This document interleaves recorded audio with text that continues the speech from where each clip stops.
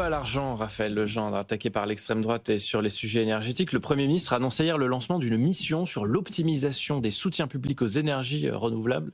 A raison ou à tort? Oui, alors je serais tenté de dire enfin, Ouais. Erwan. Et franchement, on est même assez surpris que Bercy n'ait pas déjà tout ça dans ses tablettes. Les subventions aux renouvelables, c'est quand même plus de 8 milliards d'euros prévus dans le prochain budget. C'est 3 milliards de plus que l'année dernière. Donc on serait content de savoir si effectivement cet argent est bien utilisé ou pas, alors que le marché des énergies renouvelables est devenu mature et peut désormais voler de ses propres ailes. Alors après, bon, il faut être clair, cette mission confiée à l'ancien PDG d'EDF, Jean-Bernard Lévy, et au conseiller d'État et ancien DG de la Creux, Thierry Tuot, est d'abord et avant tout une mission politique, même si Matignon s'en défend. La mission n'est ni un signal ni un geste, m'assurait hier soir l'entourage du Premier ministre.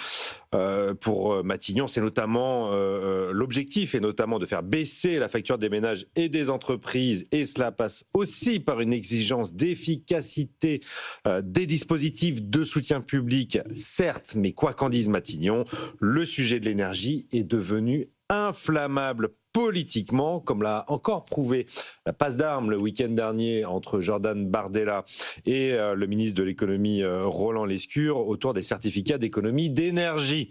Alors je rappelle que droite et extrême droite ont quand même réclamé un moratoire sur l'éolien. C'était l'été dernier à l'Assemblée nationale. Un moratoire qui a été voté puis abandonné, mais il n'empêche, l'avertissement, lui, est bien passé. Ce sera l'un des sujets importants de la prochaine présidentielle, l'énergie. Mais alors pourquoi, Raphaël, réagir seulement maintenant alors que les signaux rouges clignotent depuis des années? Et ça, c'est une vraie question, Erwan, parce qu'en France, on a une spécialité. On empile les dépenses et sans jamais évaluer les politiques publiques. C'est le grand problème. Les renouvelables, on a subventionné d'abord, on a harmonisé ensuite et on commence à mesurer maintenant.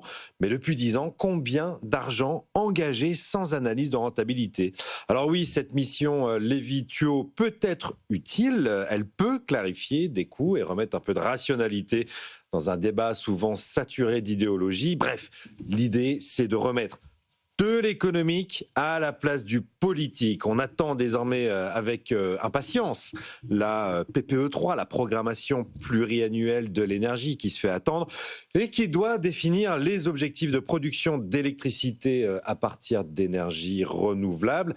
Car comme l'a rappelé Matignon, il y a quand même un objectif important, c'est la réduction d'au moins 50% d'émissions carbone d'ici à 2030 et la neutralité carbone qui doit toujours être atteinte en 2050.